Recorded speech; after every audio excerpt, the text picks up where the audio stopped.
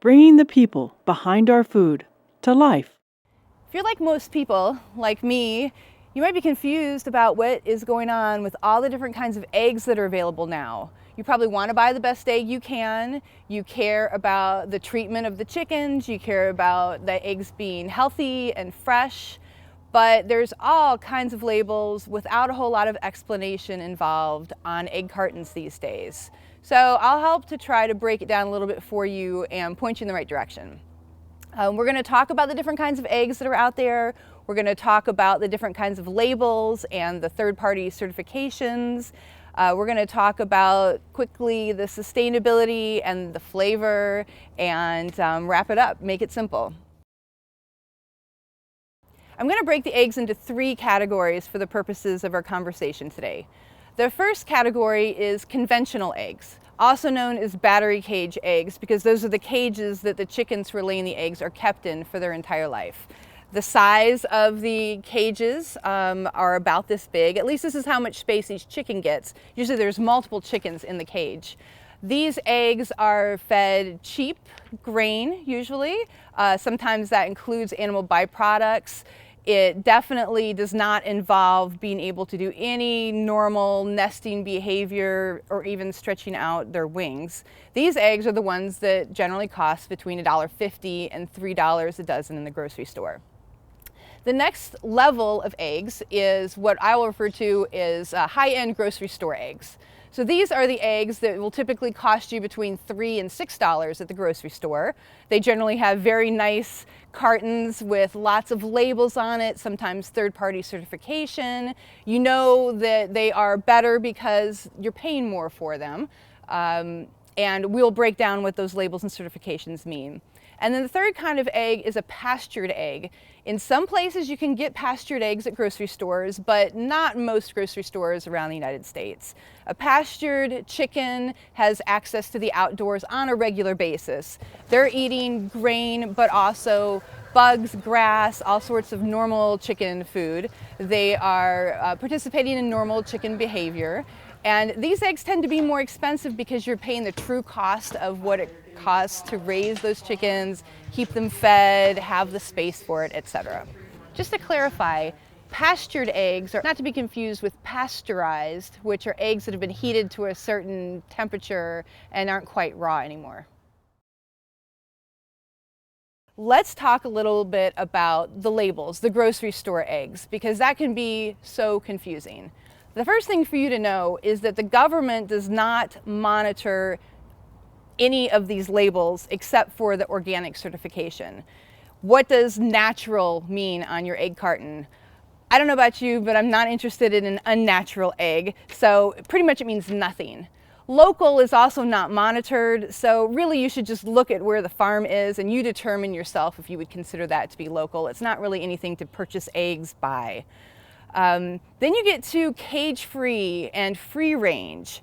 They're trying to create a picture of a barnyard for you in your purchasing mind of chickens that run around. But what cage-free means is literally they're just not in the wire cage. They're still in a giant barn altogether. They do not have access to the outside. Free range, sometimes what they'll have is a dirt run that the chickens may or may not have access to. The door may or may not be open. And again, nobody is monitoring these terms. These are marketing terms. They don't actually pertain to the chicken's welfare other than they're not in the battery cages. Then you start getting into certifications. Now, certifications involve third parties going to these farms, sometimes once a year, but generally going to monitor what the treatment of the chickens are. The big one for the government is organic certification. Organic certification is a strict list of certain requirements. These requirements are checked on by third-party groups that go around. Oregon Tilth is an example of a third-party certification. So you'll see USDA organic on the carton and then also a little Oregon Tilth logo on it. Now your certifying party might have a different logo, but it'll always say USDA organic. So that's the main thing to look for. Now, some of the key things about USDA organic certification is that they have to be cage-free. So if it's organic, you already know it's cage-free. They also have to be fed a vegetarian diet that's certified organic in and of itself. That's important because chickens will eat a lot of different things, and especially in commercial egg production, they want to feed chickens the cheapest thing possible, and that often includes animal byproducts from the slaughterhouse. And you are what you eat. So you do want to make sure that you're eating, chickens that have eaten the best possible feed. So organic is a good place to start. The additional certifications tend to be focused on the humane treatment of the chickens. There's a variety of them, and some of them are practically useless for what they guarantee, and some of them are a little bit better. So I'll go through a list of the top 6 or 7 to give you an idea of what these folks are certifying. To start with, Certified Humane is one of the labels that is produced by the Humane Farm Animal Care.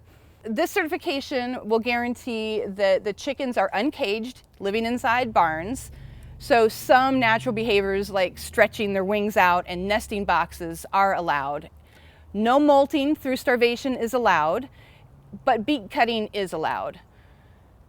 American Humane Certified is another certification label, and that's done by the American Humane Association. This does allow for cage confinement, although it will allow a legal size piece of paper space for the chicken instead of the normal size piece of paper. There's no forced molting with this one, but there are beak cuttings allowed. United Egg Producers Certified. The overwhelming majority of the U.S. egg industry, these battery cage chicken producers, comply with this voluntary program, which permits routine, cruel, and inhumane factory farm practices. Hens laying these eggs have that same paper-sized amount of space. There are beak cutting allowed, although they do prohibit forced molting through starvation.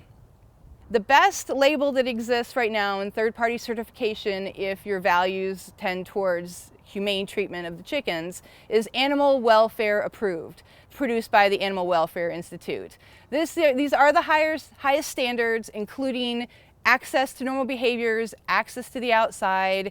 Beak cutting is prohibited. It's the only one out of all the certifications that requires that you cannot cut the beaks of the chickens.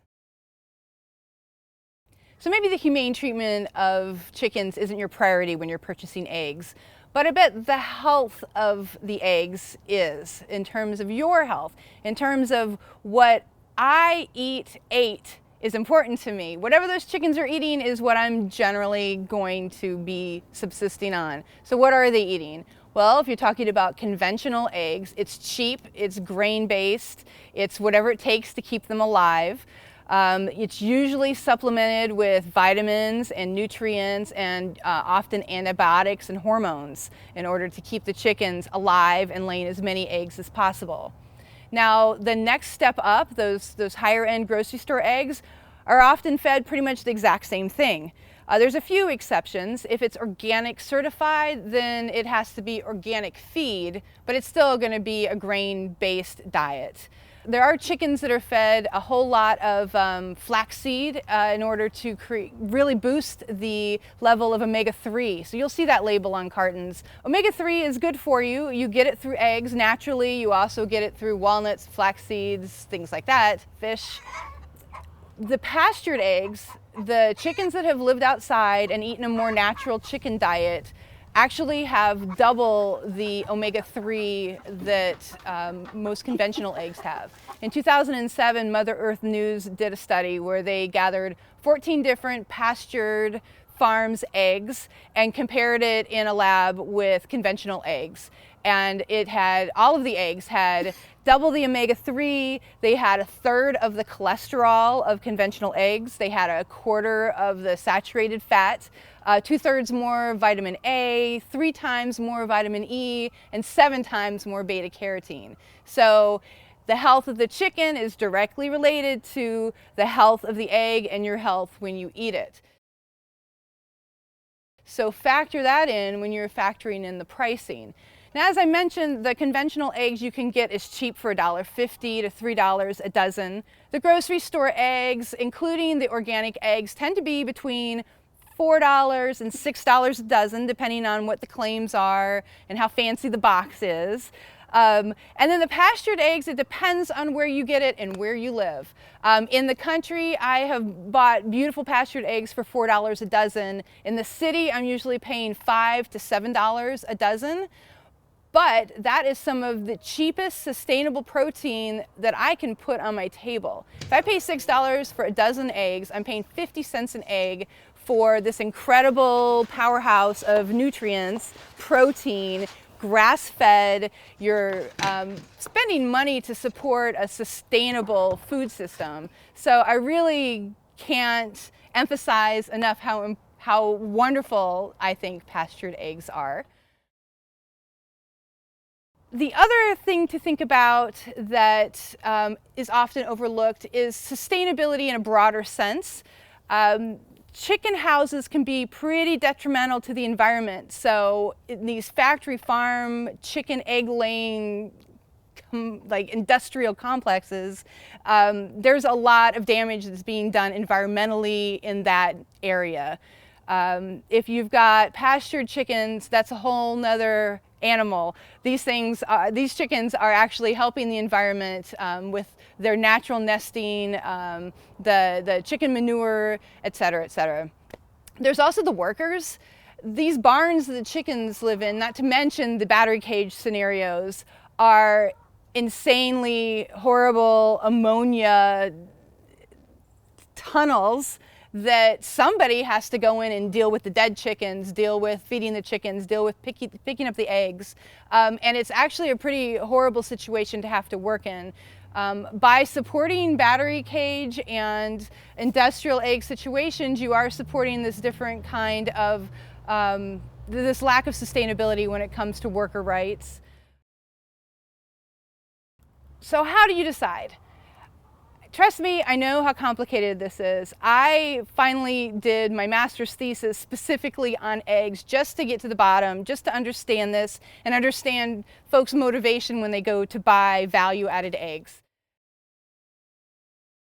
One tip that you can use is scale. The point at which a farm is producing enough eggs to supply a large grocery chain or even a small grocery chain on a regular basis 365 days of the year, they've probably outgrown any sort of actual farm situation in the sense of that old school, the chickens are outside having a happy life. Now, here's a bunch of different eggs, different colors, different sizes. They all came from different chickens. That's not going to affect how they taste. What they were fed and how they were raised are the key factors in how these eggs are going to taste. So you're just going to have to find yourself some pastured eggs and taste them yourself. So how do you do that? Well, in some grocery stores these days you can find pastured eggs, but in most places around the country you're going to have to go straight to the farmer for pastured eggs. You can find the farmer at farmers markets, which is a great opportunity to talk to them and ask them how their chickens are raised and what they're fed. You can find them at farm stands. And if you're having trouble there, go to the web and use a couple different directories that will help narrow down where you can find pastured eggs. Eatwild.org is a good one, eatwellguide.org, and localharvest.org all do that for you. Now, it's possible that you can't find pastured eggs where you are, or that occasionally you do need to buy from the grocery store. You know, the organic certification with a good animal welfare approved logo on it is the best that you can do at the grocery store if you can't find the pastured eggs. So I know this is confusing. It's probably not an accident that the marketing labels have you thinking that these chickens that are raised not in a pastured situation are still happy, free-range, cage-free chickens. But this information will hopefully help you make some choices, gives you that information so that you're a better consumer. Every time you buy food and eat food, you are voting with your dollars and with your mouth for the kind of food system that you want and supporting the kind of farmers that you want to. So now maybe you can find some pastured eggs and taste the difference and make your choices with a little bit more information from now on. Good luck.